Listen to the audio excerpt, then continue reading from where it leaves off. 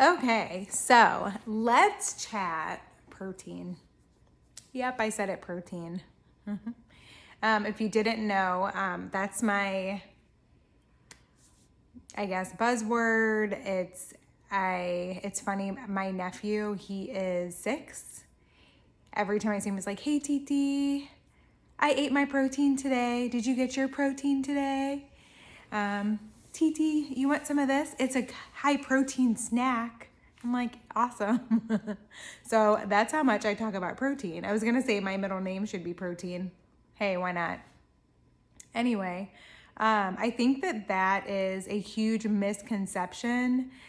And I say this from experience. I'm not a doctor. I did not study protein or macros or even health and nutrition yet. I do plan to get my become a certified health coach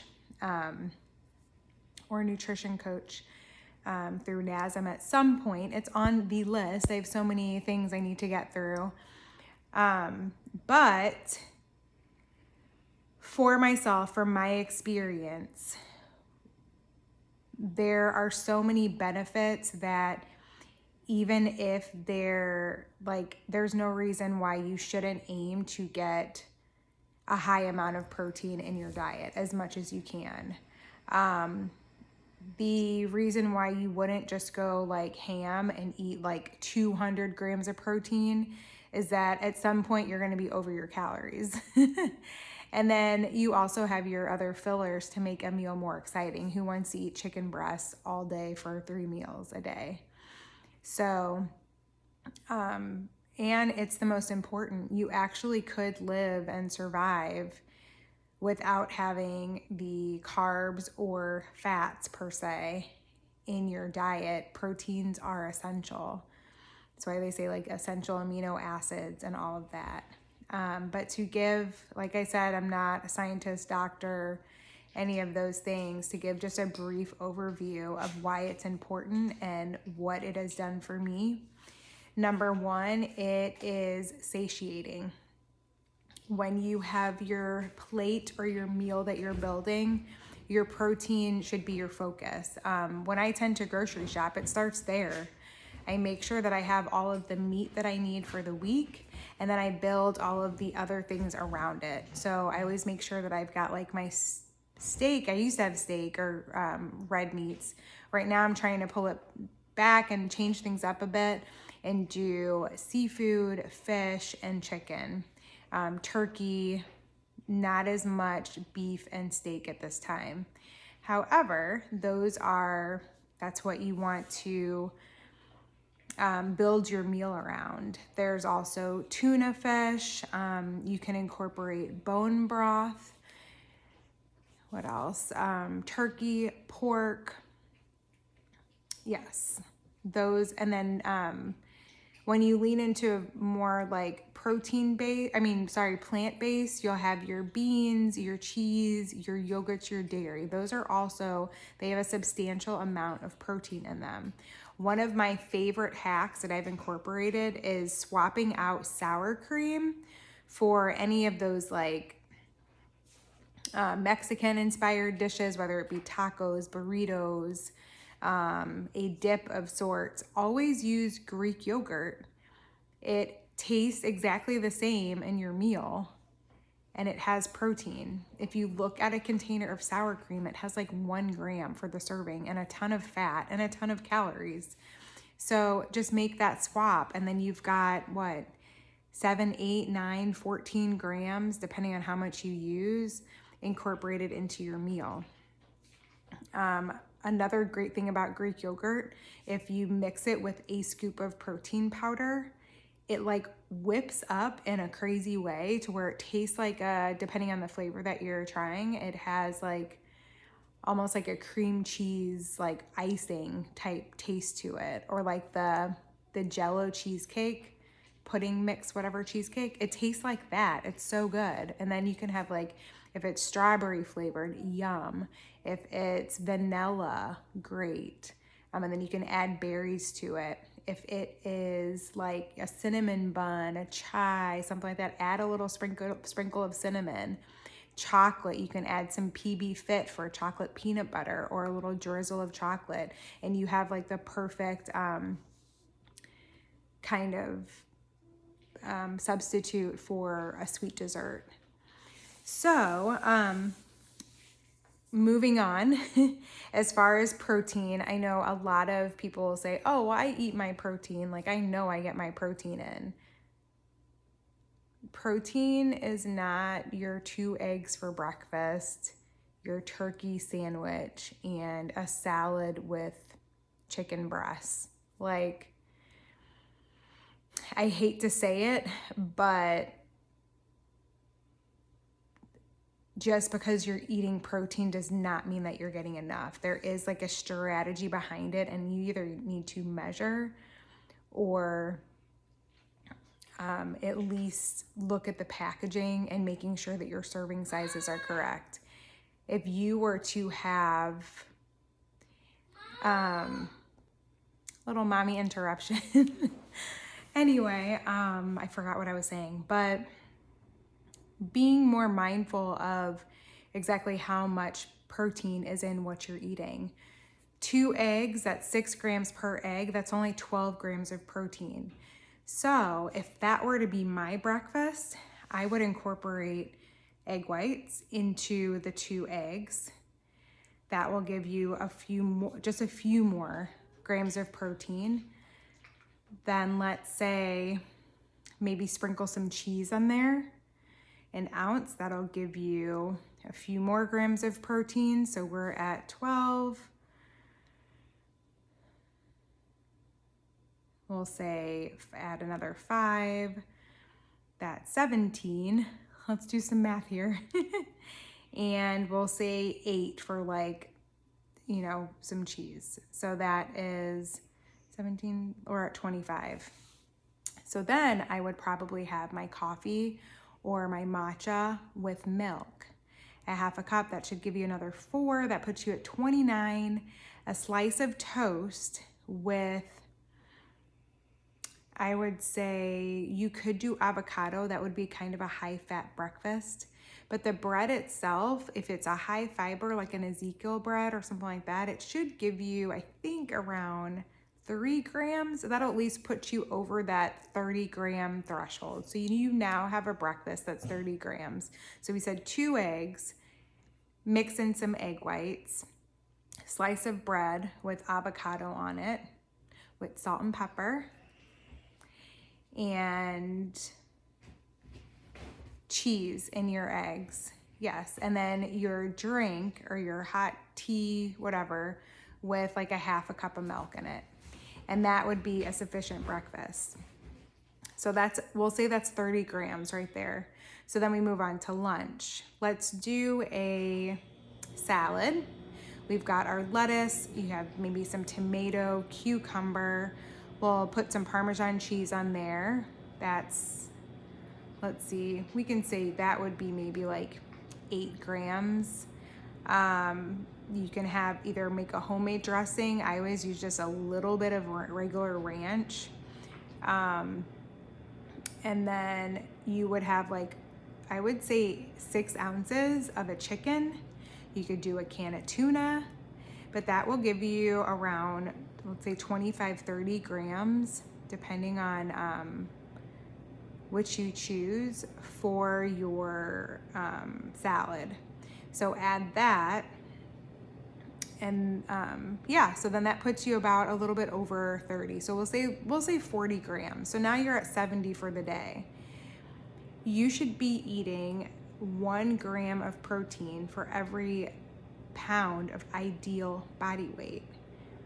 And then typically if you're lifting and trying to gain muscle, or you're like on a calorie cut, or you're recovering from, I don't know, surgery, illness, anything like that, you should up like a cup, maybe 10 grams. So ideally you're at, let's see, 70 grams of protein. So then for dinner, that's where you would have, say you have a steak. So you have your steak, we can equate that like 6 ounces. And this is just guesstimating based off of like using MyFitnessPal and what I've eaten in the past few months or so. I honestly have not been tracking lately. I've just been using my intuition of what I've learned to make sure I get my protein intake in. I did a read after my fitness coaching, and then 3 months prior to that, or a few months prior to that, I want to do another one in say a couple weeks to compare and see if I'm losing muscle, gaining fat, and then I might want to start tracking again. Like if I'm not doing the best job, just use intuitively eating and tracking just my protein. I might have to bring it back in, or I might be good to go if I've maintained or even got better. Then that would be like the best. I'd be so happy about that because to me, tracking, it's just a lot of time on my phone. I don't mind tracking. I actually like to be meticulous and track everything. But the thing that got me was like sitting down at the kitchen table and like entering things into my phone. Anyway. But, so we're at 70 grams and then we have dinner. So you have your steak. I'll say that's about like 30 grams right there. And so you have 30 grams for that. And then let's say you add, we'll do,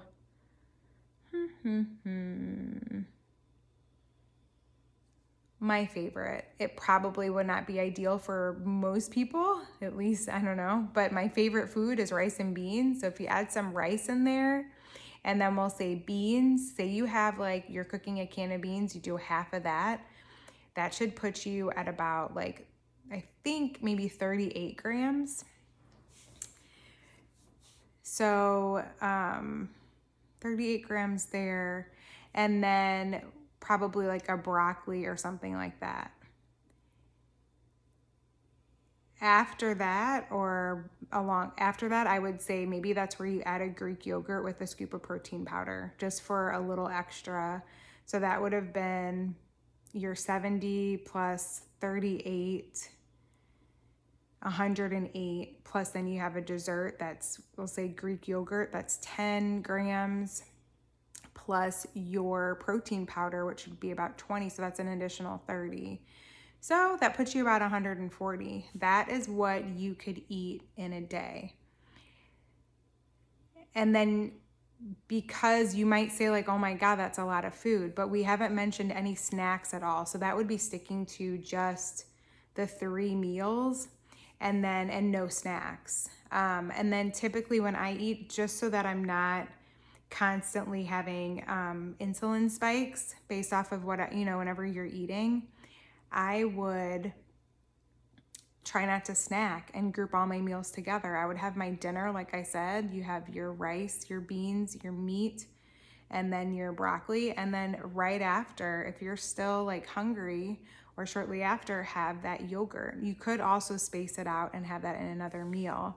I do think it's beneficial to try to have as much of it together, grouped as possible. And then after each of those meals, walk, get that digestive system going.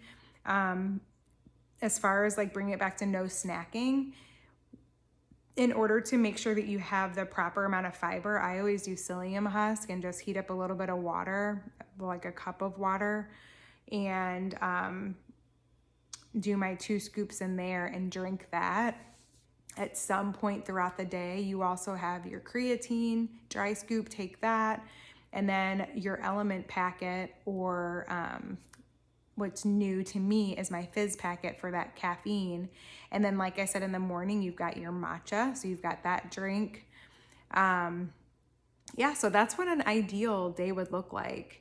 I will say that one thing that I wish that I did better is meal prepping, because and I just realized it when I was saying it here, and I know it's one of those areas that I know that if I did better in, I would see better results. I would have less decision fatigue. It would make grocery shopping and everything much easier, and I wouldn't spend as much time on my phone using MyFitnessPal. But that's meal prepping, because you're eating the same thing every day. If I was able to have those 3 meals like we just talked about and make that in bulk for an entire maybe 5 days, and then have a little bit, or maybe 6 days, and then have a little bit of wiggle room for a Sunday or a certain day of the week when I'm a little bit more flexible. That would just make life so much easier. Heat it up and go. You don't have to measure every time. It's already set, and you know your calories, you know your macros, and that's it. That's why meal prepping is beneficial, not because you don't have to cook every day. I mean, that is a benefit, but it also eliminates so many other steps and thinking when it comes to paying attention to and putting that microscope on your nutrition. I know for me that working out's easy.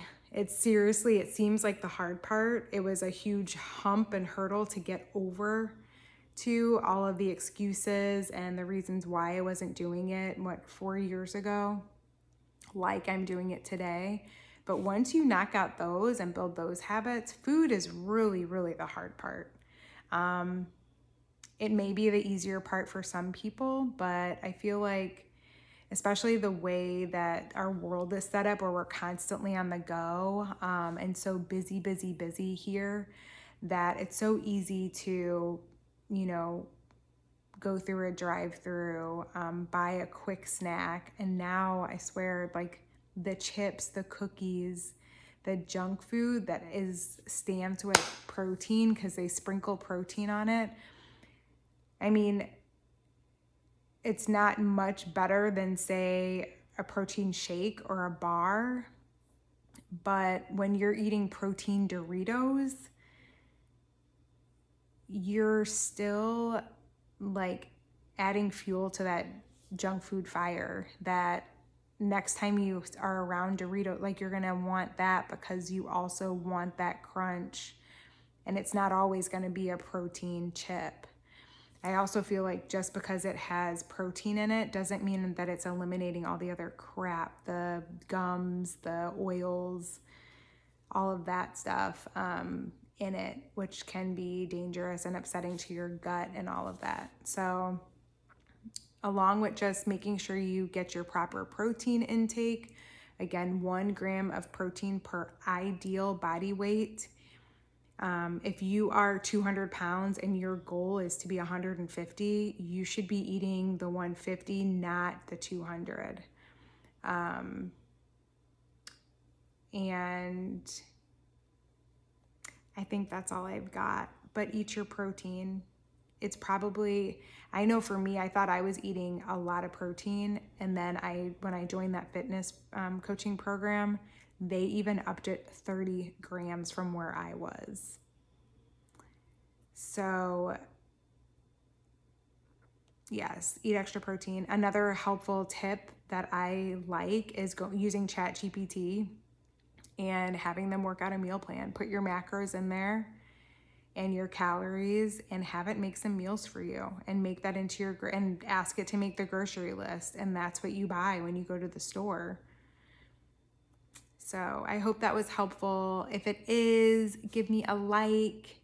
If you enjoy hearing these videos and what I have to say as part of my experience and what I find may help others, like and subscribe, and I hope to see you again. Alrighty, bye.